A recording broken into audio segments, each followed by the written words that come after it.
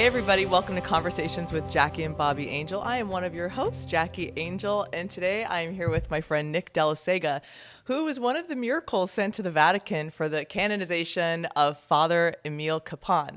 So welcome, Nick. I'm so excited you're here today.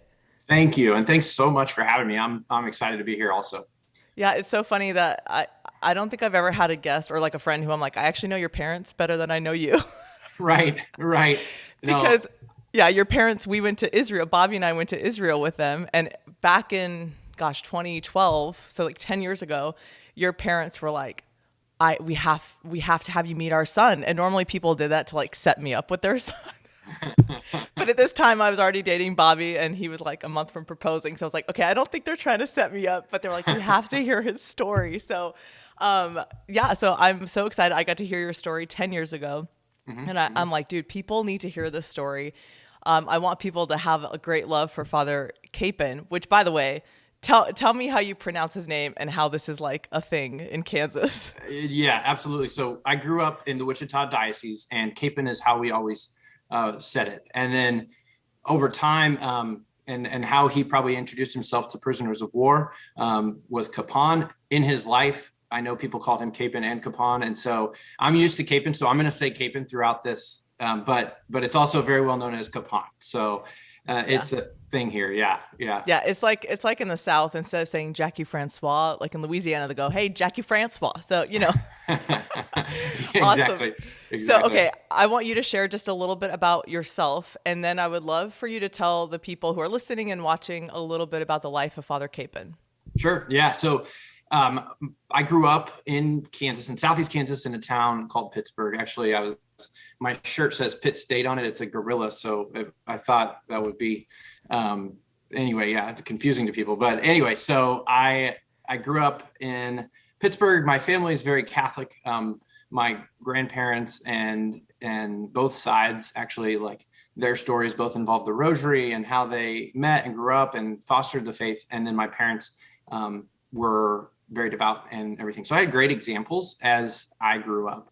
That being said, the story that happened to me that I'll get into a little bit, it kind of took another level, took on another step. And, I think, like anything, you think you're doing well and you're doing all the right stuff, and God continues to show you, like, there are so many more levels and just things that you could be doing better. And my family certainly had a conversion through my story. But yeah, so I live in my hometown. I graduated from college. I moved away and spent some time in a few different spots, and then found home about 4 years ago, and settled here and met my wife, and we got married really about 8 months ago, in December. And so things are great here. And yeah, I guess too that I'm one of four kids. I'm the oldest of four. I have 8 nieces and nephews, and another one on the way. And then my wife and I are also expecting. So we're excited about that. So life is really good. Awesome. And obviously, you guys in Kansas have a great love and devotion to Father Capen, who is he's a servant of God right now. That's right. That's And right. so, You got it. can you tell us a little bit about Father Capen's story? Yes. So Father Capen was born in 1916 on a farm in Pilsen, Kansas, and grew up. There were two boys. And like I said, he grew up on a farm, very, very industrious. He, always had a knack throughout his whole life of figuring things out. And he was tough. And I think that formation, kind of set him up for success later in life.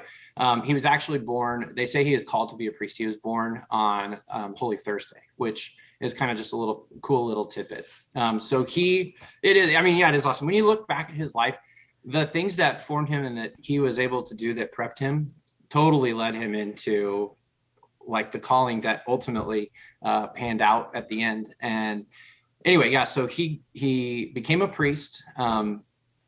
And it was always I think he was always knew that he was called to be a priest, and definitely had, like, right after he went into the seminary, and there was, looking back on the story now, I mean, he was one of those ones that went into the seminary, and then the guys in the seminary later on, after they were giving testimonies of his life, talked about how he would help them in class, how he would always be the guy that, was the leader on if they were playing a game or this or that. And so just an amazing person. Then he went into the seminary, became a priest, and was assigned to his home parish in Pilsen, which the story is that, that was a gift and also kind of a prophet in his own town. And so he knew all of the people already and served there, loved there, but then felt the call to go. And so he asked the bishop to be a military chaplain, and went, this would have been,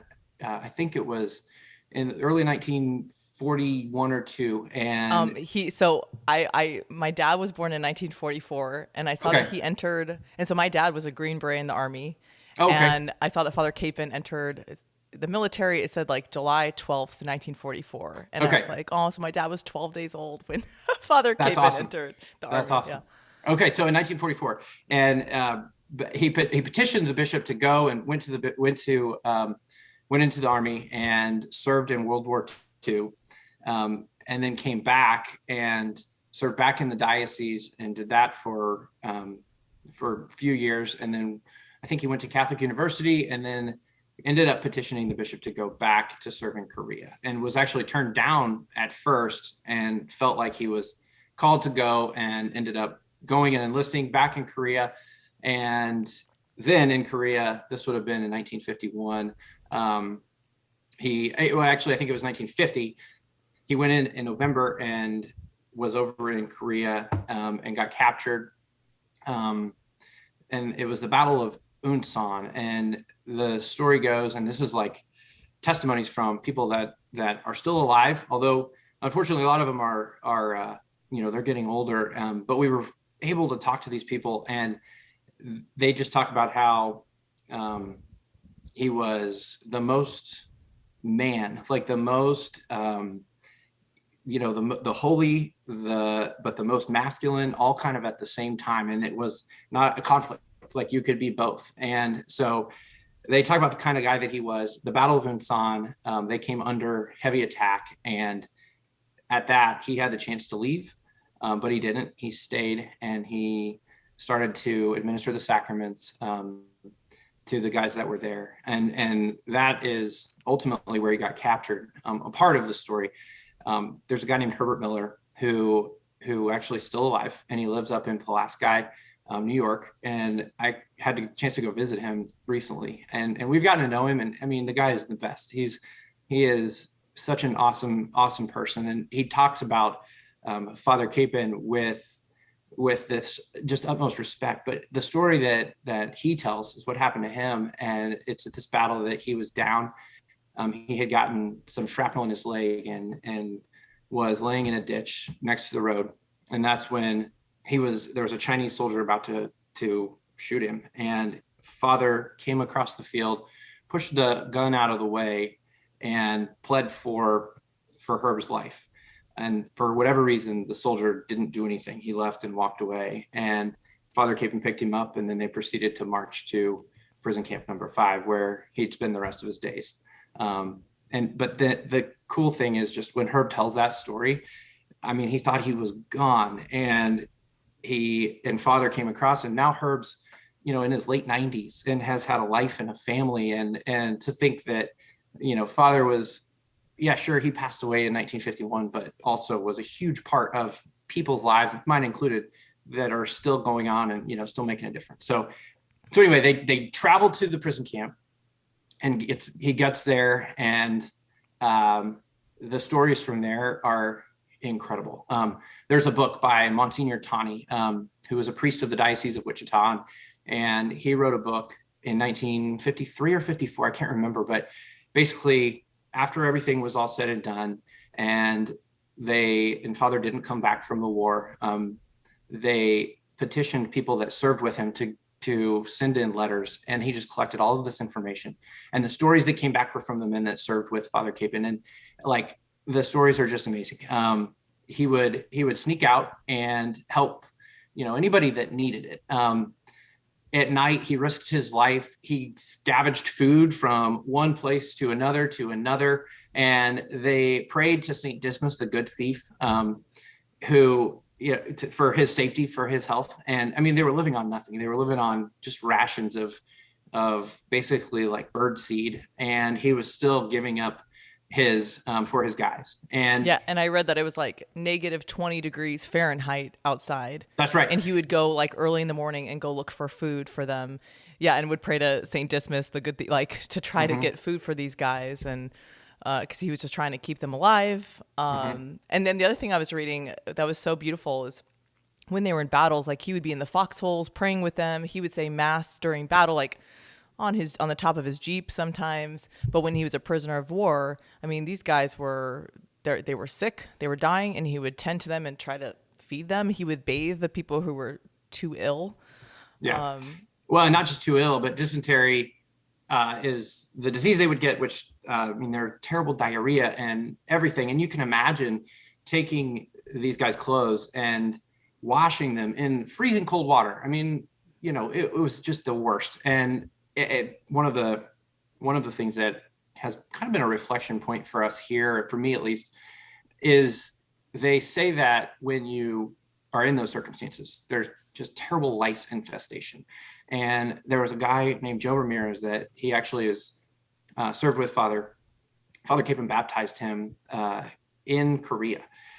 And so he served with Father. He's telling the story when they're in the prison camp, the lice are just terrible. And you knew that when a guy had given up, the lice they would just stop picking the lice off of their body. And the way that Joe talked about this, he said, like, the lice, you're just so weak. And so you'd get a lice, and it's not like you could just kill them, and you had to use your fingernails to stop it. So it took some work, I guess, to get rid of the lice. And so Father Kapaun saw this, and he would recognize when a guy, was given up. And there are stories about him on day one. If you give up, you just stop picking the lice, but nobody notices. On days 2 and 3 is when it really takes over, and he would catch it on day 2 and literally pick lice off of other guys that had given up hope. Just things like that, I think there's so much. How am I helping people that I'm around all the time? Am I recognizing that somebody's going through a tough time? I mean, there's so many lessons that I can learn from just that example. The guys also talked about just everything that, he did in the prison camp and inside of like where the officers, I guess, tent were. And it's probably more than a tent, but also not much, right? Like it was very, very terrible situation. He prayed with them. They all, Catholic or not, Protestant. I mean, there were even men that were of other faiths, of the Jewish faith, that came back and talked about knowing Psalm 23 and just the intentional prayer that he had in the prison camp. He used a lot of analogies, obviously, to Jesus's passion in the time that they were in. And there's a story from a guy named I think it was Raymond Burke, who was one of the guys that was there, and he wrote in, and he said he is the brother, like the brother that I never had, and the father that I always wanted, and he was the most man I've ever met. And I mean, it just goes on and on of like these just this awesome tribute to his life. So fast forward a little I think it was May 23rd of 1951. They took him to the death house. At that point, they'd been in this terrible situation, right, for a while, and he had gotten sick. He had a bad leg, and they took him to the hospital, which affectionately referred to as the death house by the guys that he served with. And yeah, because they knew that like to go to the death house, their hospital, no one actually, once they took him to the hospital, no one actually cared for them. They knew that's where they went to die. Right. And so I read that he had pneumonia, he had a blood clot in his leg. And on the way, I wrote the quote down because it was so beautiful. He said, on the way, he was like, "Don't worry about me. I'm going where I always wanted to go. And when I get there, I'll say a prayer for all of you." That's right. Yeah. Like, oh, what a baller, dude. I know. It's so cool. And Mike Dow is one of the PWs that he was with right then. And Mike can tell the story, and like actually was at the funeral last year and tells the story. And And yeah, I mean, just two from then on, like those guys lived for another 2 years, and they'll attribute the testimony that he gave during the short time he was in the prison camp with them to why they were able to survive for a couple more years. Unbelievable. Wow. Yeah. So cool. He was a prisoner of war for 7 months in that camp. I think I read that before that he had earned the Bronze Star, right? The bronze medal for like picking up a wounded soldier when there's like enemy fire going on the battlefield. He like picked up a wounded soldier and pulled him out of the battlefield and they were like, don't do that. And he was like, I don't care. He like ran on and wanted to save this guy. So he got a Bronze Star for that. But then posthumously after his death, they gave him the highest, the Medal of Honor, right? In 2013. That's right. That's so beautiful. It is awesome. And actually, so my family and I got to go to the Medal of Honor ceremony, and that, like, everything that happened to me happened in 2011. And then we were introduced to the story more. We knew the story, but then you're just thrown into it. And so 2013, we got to go to Washington, D.C. and hear all of these amazing stories and meet all of these just amazing people that Father had an impact on, including, I mean, his family and his nieces and nephews. And it was so cool to be in the White House and just be around all of the men that were currently serving, that had previously served, and to recognize the sacrifices that they make to protect us and to be around us. And there's just, like, for me, it was kind of one of the first times that I was just completely surrounded by people that were willing to do something for somebody else. I mean, it was everybody that was there. And that is also where we got to meet the POWs. And when you're around the POWs, they are like the most kind of stoic and emotional when they start to talk about him and just the honor that they show to him. And he would have been probably about 10 years older than a lot of the guys that he served with. And so they looked up to him as a brother or as a father. And then you talk to them about their stories, and like the reasons that they did stuff in their lives was because of the 7 months that they spent with him. And to your point, like the end, I'm going to where I always wanted to go. And when I get up there, I'll say a prayer for you. Like, I think obviously he did that, but then that has not stopped. And I think he's saying prayers for me and for you and for others that just are asking for his intercession. So unbelievable. Just amazing. And he was only 35 when he died, which I'm like, gosh, that's, I'm like, 35, so young. And then I'm like, oh yeah, I'm older than 35. And I just think, a lot of these guys were probably in their early 20s when they were serving in this war, in the Korean War. And when I think of him, I just think of, I know we know a lot of amazing holy men who are like Jesus. I mean, even my own husband, they're like the lion and the lamb, like so tender, so loving, so beautiful, but have this strength.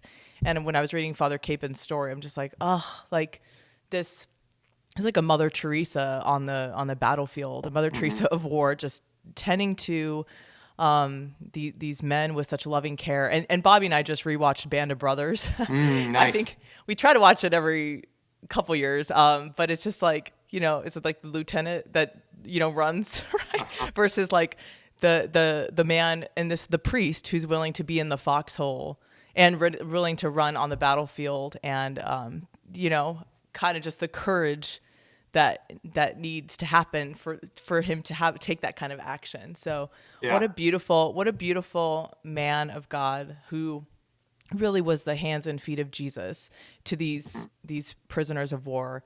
Now, okay, you guys had a great devotion, and you still have a great devotion of Father Kapaun. And so you said last year they had his funeral because they brought his body, right? To Kansas? Where was his body in? Was it in North Korea, or where was his body?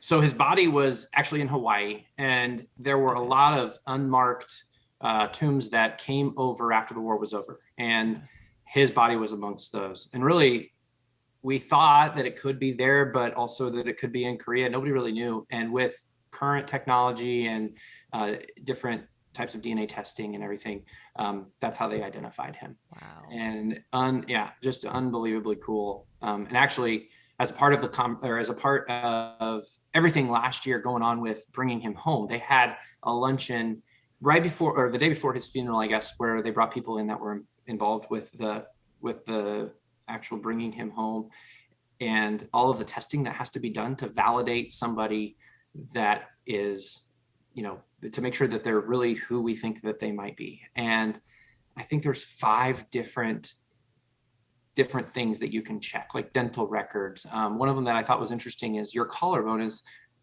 it's almost like your fingerprint. It's a very distinct thing. So based on information, they can tell whether or not, if you've ever had an x-ray, they can tell if your collarbone matches. Anyway. Wow.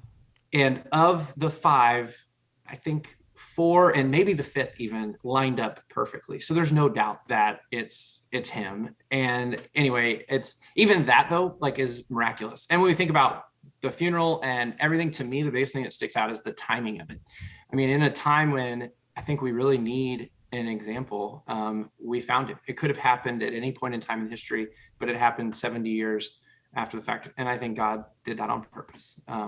Oh yeah. And I remember reading that he, in the prisoner of war camp, they would have like indoctrination sessions twice a day and saying like capitalism is evil and religion is evil. And the men would kind of testify that like Father Kapaun would stand up very, quietly and just be, he would rebuke those like lies, because they're trying to spread communism essentially and say capitalism is evil, religion is evil. And the men would say like he was the one to stand up. And of course they treated him, because he was a priest, even worse than some of the other men, how they treated him. So I just thought that was so beautiful. Okay, so I want to ask you about the day that you died, essentially. So tell us about that day and what happened. Sure. So the day was May 7th, 2011. And yeah, at the time, I was actually living somewhere not in Pittsburgh, but came back to running a 5K here in town for a friend of mine that had passed away. And so there was a bunch of people that were going to be here that day. And honestly, like, I felt fine. I grew up playing sports. I played football in college. I was 26 at the time, so it wasn't that far out of there. So I was in good shape, and I never had any issues with really any health stuff. Certainly not my heart. And so, no reason to expect, I guess, that this would happen. But so we get everybody together, and there's probably 700 people or so that were running the race. So when we start, and I felt great, and I got to about 100 yards, or I got to about a mile into the race, and that's where I don't remember anything else. I kept going though, and got to about 100 yards from the finish line and collapsed. And fortunately, my cousin Caleb was there too, running. There were a lot of people that I knew that were around. Caleb was 9 years younger than me, and he was about 20 yards behind me. So I give him trouble because I'm like, Caleb, I would have beat you if I would have finished, but I didn't. So he did finish. He ran ahead. He saw that I was down. Somebody else was with me. And wait, he finished. He's like, just saw you. I know. I need to finish the race. That's true. I do. I'm kind of like, what the heck, man? Like, we're great friends. But anyway, he's like, he'll be fine. So he's just gonna keep going. But he just tripped. No, he's a teenager though, so we'll forgive him. They're like, whatever. Exactly right. Yeah. So he keeps going, which fortunately he did. My uncle Mark was at the end of the finish line. It was like right at the finish line, and Caleb saw Mark. Mark's a doctor. But again, even this is kind of crazy. He was in town. Him and my aunt were in town from North Carolina, and he grew up around here. He's a doctor and has been there for, at the time, 30 plus years. He's now retired, but had seen life and death stuff in the past. So the fact that he was there in the first place is a small miracle. But then he came across the field and saw that I was down. He started to get everybody back, kind of took control of the situation. He did CPR and called for an ambulance, called for somebody to get a defibrillator. There's a school close by that has a defibrillator. So started organizing it a little bit, and again, just gave me CPR. The defibrillator came, and they put the leads on and shocked me, and nothing. And normally, if you're shocked, your heart starts right away, or not. And if not, then it's not good. And mine didn't start. And so then, while all of this was going on, my cousin Jonah, actually Caleb's brother, who I'm also very close with, maybe a little closer than Caleb. No, Jonah. You're like, because one of you ran and finished the race. The other one started praying over me through the intercession of Father Kapaun. Exactly. You're gone, like shunned cousin. Yeah, that's it. Exactly. So how old was, wait, Caleb started praying over you or Jonah? No, Jonah started praying. He started And praying over me. and Yeah. he, So how old is he? at the time, so this was in May, and he was just at the very tail end of 8th grade. Okay, I think he's an what would eighth that be? grader. Yeah, I'm probably 14 or 13 maybe. But at the end of 8th grade, that was when he was. That's the age, which is amazing. I mean, I think about myself in 8th grade, and what would I have done? I don't know if I would have done that. You probably would have finished the race too. Yeah, I would have been like Caleb. Exactly. I'd have gone on and, but no, so Jonah prayed. And again, so people were around me and there was just commotion and they had to reroute the race to make other people be able to finish. And there's doctors, the ambulance pulls up.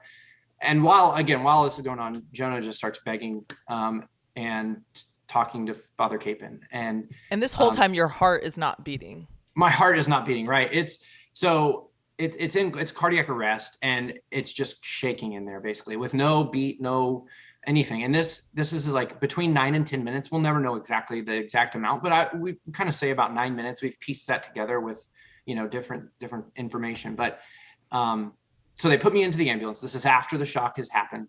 And the next part of the story is super cool too. So I have a friend who I grew up with, and again, like pretty small town. So there were a lot of people that were key players in the story that I've been able to talk to now afterward of like, people want to tell me what they were doing at the time and everything. So my friend's name is Micah Ealing, and Micah is a couple years older. We played football together in high school. He was the EMT, and also at the time going on in his life, I think he was trying to figure out some faith stuff and just, what to believe and everything like that. And so he's in the ambulance and he has given me CPR. Meanwhile, Jonah's right on the outside. He's given me CPR. And nothing. I mean, there's no heartbeat. He goes through his protocols and sort of, in my mind, I think of it like a checklist of the stuff that I got to do to save this person. And he said, I've done this before. And I got to the end of that list and there was nothing. And I just said at the top of my lungs, God, what am I missing? And he said in that instant, it was like electricity filled the ambulance and they got a heartbeat. And Micah's story for his own faith of what that did is just super cool. About 2 years ago, on it's like we call it my birthday, but it's May 7th, which, kind of a second birthday. And so we celebrate it every year. So my mom had dinner and Micah and his kids and his dad came over and we told the story for the first time in detail, like took the time to actually say what was going on, not just on that day, but everything around that day with our lives and all that. And when Micah was talking, he was, kind of, at a point where he was just struggling maybe a little bit. And looking back over the last several years after that, he'll talk about like, I could justify and kind of, explain away a lot of stuff, but that instant was the one thing that I just knew there has to be a God. And now he's awesome. He's back in the faith. He's super devout. And so what it's done for him is just super cool. And then, like, not just him, there's a lot of people that were there that day that I've been fortunate to talk to and kind of get their side of it. And I think about, like with things like this, I think you can ask, why me? Like, why did this happen to me? Why did I get saved and somebody else didn't get saved? I mean, those are things that are real and questions I've certainly asked. And I've come to the conclusion that there's an infinite amount of reasons of why me. I mean, I think that the why did this happen? I don't know if you can't boil it down to one. I mean, I think every little move creates another move and another one and another one. And it's just awesome to see how God kind of puts all those things together. I was thinking before this, like when we talked in 2012, I told you the story and, the facts. And I'm not sure, obviously, it stuck with you, but also like looking back over my shoulder for the last 10 years, it's like grown so much, if that makes, any sense at all, just the pieces that God has kind of put in place and the things now where I'm able to see a thread that I don't think I would have seen in 2012, but how that has, played out in my life or how somebody else has had the same, experience or whatever. Anyway, so get back to the story. But after that, I'm in the ambulance. They get Micah, he yells, God, what am I missing? And all of a sudden he gets a pulse. And this is at a moment in time where he has stopped trying to like actively revive me, if that makes sense. So he said he was about ready to intubate, and for no rhyme or reason, they got a heartbeat. And then they took me to the hospital. And just a little side note that I think is super cool is my grandmother was driving, and she didn't have a cell phone. She, didn't know anything. So she got her groceries, and she was going home, and the ambulance passed her as she was heading home, and she pulled over and said the normal prayer she would say for anybody that's in an ambulance, and it was me. So it's just awesome. Yeah. And then they of course, after that, there was tons of testing and everything like that. And they couldn't find anything that was wrong. I've since had to go to the Mayo Clinic and did a lot of just work to make sure that nothing else was wrong. And I'm free to pretty much live life like normal, and I don't have to take any medicine or anything. So I do have a pacemaker, a defibrillator that if this were to happen again, would be there, but it's never had to go off. You're or shock me or anything. Dude, my pacemaker is Father Kapaun, clearly. That's right, exactly. Like he's my defibrillator. That's exactly right. So, awesome. Yeah. And so essentially when this happened, who recommended, I think this should be, because you are one of 3 of the cases that were sent to the Vatican for Father Kapaun's, for him to be beatified, because you need one to become beatified and another miracle to become canonized as a saint, right? Mm-hmm. And so you probably have also met the 2 other people as well, but so can you share kind of the process, what has to happen for them to verify this was a miraculous intervention, and not just from the defibrillator, but this was miraculous intervention? And then can you share kind of the other miracles as well? Sure. So basically, the reason there have been a lot of things that Father Kapaun has interceded for, and there's kind of 3 that maybe stand out, and probably stand out because they happened at the front end of his, he was declared a servant of God in 1993.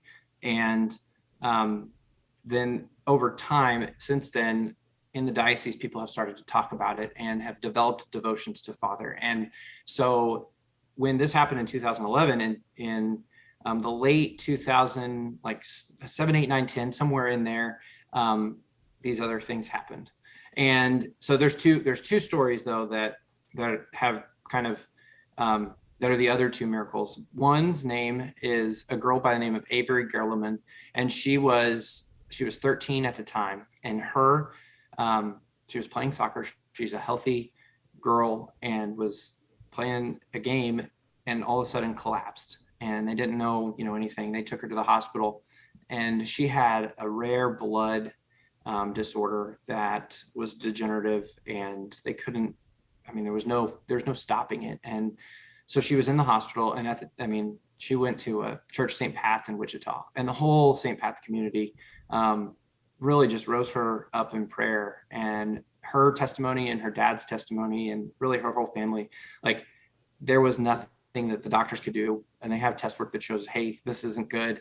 And they started a novena to Father Kapaun, and she turned things around and was able to, walk out of the hospital, and she lives a perfectly normal life today. Yeah. And then the other one is a pole vaulter. His name was Chase Keir, and Chase was at Hutch Community College and was pole vaulting. He went up and came down and missed the mat and landed on his head, and his brain swelled, and they had to actually cut a piece of his skull away to alleviate the swelling. And when they did all of that, there was, again, kind of the no chance of his survival, really. And same thing, they started a novena to Father, and he turned it around and walked out of the hospital. And actually, there's a picture of Chase walked out of the hospital. Somebody gave him a shirt that said "Miracle Man," and so it's a cool picture. He's walking out of the hospital, his brain and his hair's all gone and everything. But and so I've developed a friendship with both of them, and just both are awesome people. And actually, it's a little tidbit, but last year, all 3 of us either got married or got engaged, which maybe there's nothing to that, but we all thought it was pretty cool.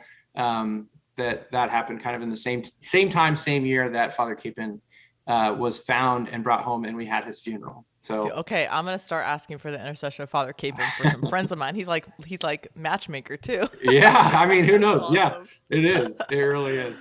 That's so great.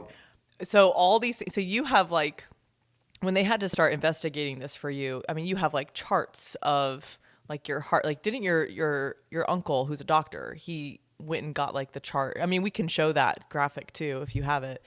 that's right. But I actually, so I do, and this is it right here, which I don't know if you'll be able to see it on the screen, but my uncle, who is a doctor, he was talking to a colleague of his, and the colleague is a cardiologist, and was saying, you ought to go. This was a couple days after the fact. So we knew something happened to my heart. He's a doctor, right? Like, he knew that he thought it was cardiac arrest, but until you see it on paper and everything, it's not 100%.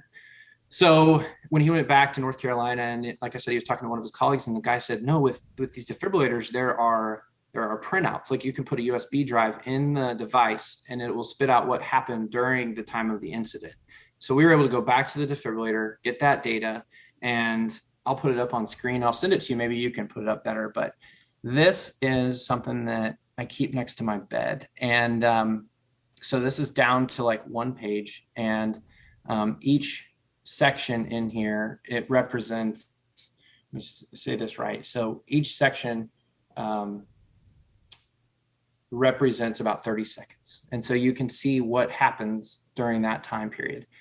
And when you get to here, you can see that my heart just automatically all of a sudden starts again. So this is like in a picture, exactly what was like, exactly when God decided, like, he breathed life into me again. And I don't know, like, I keep it next to my bed because I think, well, actually, so my mom, right after this happened, or maybe a month or two after it happened, I was talking to her on the phone, and I'll never forget this, but I had a bad day, and I don't know, I was probably complaining about something. And I was talking to her on the phone, and she stopped, and she said, Nick, at least you're able to have a bad day. And I think about, come on, that's such a mom. Oh, I know it is, but I think about that, and I'm like, she knows now. Yeah, she's like, yeah. You died and came back to life. Exactly. You're allowed to. That's great. It is. But yeah, like, so I keep this next to my bed because there's a lot of things that probably I, need to be able to remember. Like, okay, at least I'm here and I get to have this thing happen or whatever. And so, and yeah, I will say, like, I asked you if, like, when you were dead, like, your heart stopped, like, if you saw like heaven, or you were like, no, mm-hmm. But like, how does it change? Yeah, I mean, that's one thing. Like, how does it change your life after like, whoa, like, my life could have been done right then and there. So how does that change your perspective on life going forward? Yeah. So first off, and I've told you this, but like, I think there were things going on in my life around the time that this happened, and I've felt like all along very peaceful with it. And I think that's also because at the time, I was living in Wichita. I was also at a point where I was trying to find my not just my spouse, but my vocation, and asking myself big questions like, God, what do you want me to do? Where do you want me to go? I'll do it. And then I wondered sometimes if I really would do it, or, like, if there was something holding me back. And so I went to a Steubenville conference in 2010, and you talked at it. And seriously, I remember thinking, like, I think something along the lines you said, if you want, you have to become the person that you want to be with, or something along those lines. And that stuck with me. I normally say, like, if you want to marry, you need to become like a Joseph. And if you want a Joseph, you need to become like a Mary. Yeah. I would have said that. Yeah. Okay. So the story checks out. So I was there, and I remember that. And I remember thinking to myself, like, am I, like, I can put a facade on, and, but is it real? Is it somebody that I would want to be with? Or do I have the qualities of what I'm, anyway. So I decided to sort of try to step it up a little bit. And for me, that was a progression, but right in the Lent, right before this happened in May, my thing was to go to Mass every day. And I started with like 7:00 Mass at Church of the Magdalene on the east side of Wichita. And I'd show up at 7:02, 7:03 or whatever. Like, it was like, I was at just struggle to get there right on time. And and a couple cool things happened. Like, one was the priest that was the priest through that time was there and had mass every single day. And the guy, it's Father John Langsworth, and he's going to be a saint. He's awesome. And that Lent, things sort of came alive. It wasn't like I just went to mass. It was every day sort of built. And by the end, I was getting there maybe a little early even. And all of this was going on. And at the very end of Lent, I think it was maybe like the Wednesday before Holy Thursday or the Tuesday, I went to confession, and it was, again, just the most amazing confession I've ever had. And this is super cool, but the priest that heard that confession was the same priest that heard my first confession. So it was so awesome. And anyway, so I look at all of this, and so then this happened less than a month later, and I think about just where I was in terms of like faith and maybe and definitely grace. And so then when this happened, I felt a very distinct peace, and like, I've got a second chance at this. And so that piece, I remember walking out of the hospital. So this happened on a Saturday, and then on Thursday after, walked out of the hospital, and I'd been sort of cooped up and just things were going on and testing. And I remember walking out thinking like, all right, it was a beautiful day, and just like, it's go time. I've got a second chance at this. And then from there, I mean, there's certainly highs and lows, but looking back, if I can talk about it and get back to that feeling and that point, everything's going to be okay.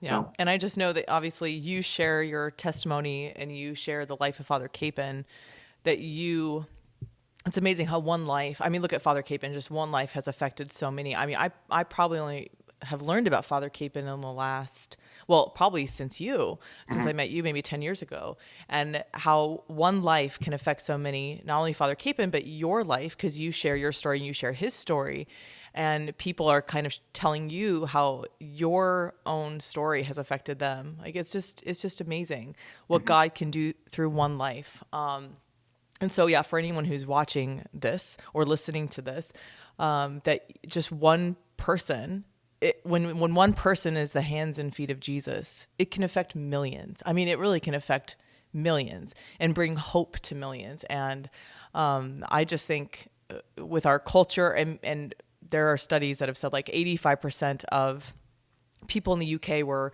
surveyed, and 85% of the people who were surveyed said that life has no meaning and life has no purpose. And that is like, that is so sad. That is such a sad statistic. And for me, it's like your story shows like, yes, life does have meaning. Life does have purpose. And even the 35-year-old Father Kapaun, who while going to his deathbed, essentially is like, I'm going to where I've always wanted to go. And that's heaven. Like, this world is not our home. We're made for so much more. And life does have meaning, does have purpose. And that a lot of people, maybe your heart doesn't stop, but every day is like a second chance, another chance at life.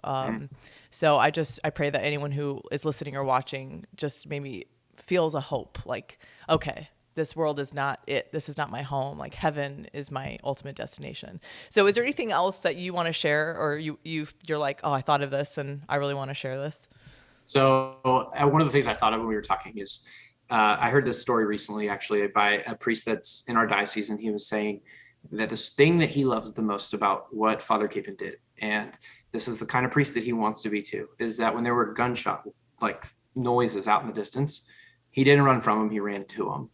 And kind of one of the things, like, I just think that's so cool. And I think if you have a disposition of, a life, and you like live like him, kind of like what you just said, it makes it very easy when you know that God is real, that being Catholic is awesome. And we really have nothing to be afraid of. And I think the thing for me and it's another little bit of, I guess, just like a nod from God, is that on May 7th, the day that everything happened in 2011, the gospel was, it was John chapter 6, but not the bread of life discourse. Like, it was right before that, when Jesus is walking on the water, and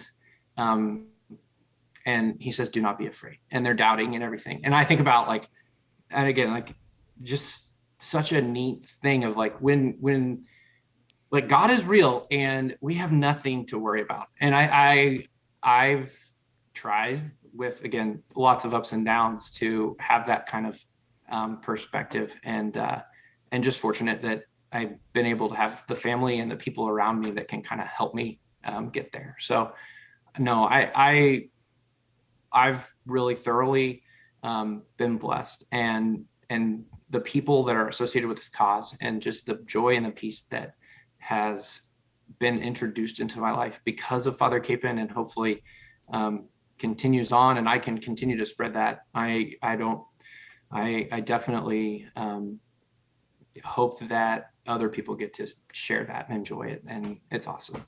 So awesome. Nick, thank you so much for sharing your story. And if people want to learn more about Father Kapaun, there's a website called fatherkapaun.org. That's right. We actually had this book, Bobby and I, The Miracle of Father Kapaun, pre-soldier and Korean war hero. But that, and actually your story, I was like, I turned a page, I'm like, hey, you're in there. But I think this was actually printed before he got the Medal of Honor in 2013. And I'm sure if you Google Father Kapaun, Father Emil Kapaun, you can read all about him, people who are watching, listening, and learn more. And yeah, who knows, if you ask for his intercession, maybe he'll set you up too. Maybe he'll be a defibrillator in your life, But yeah, Nick, thank you so much for sharing. And for all of those of you who are watching and listening, thank you so much for joining us. We'll see you next time. Thanks so much. Whoa, what did you think of that episode, Bobby Angel? Tell us in the comments. Like, comment, subscribe, all the things now. Or don't. Do whatever you want. Whatever you want. You have free will. God bless.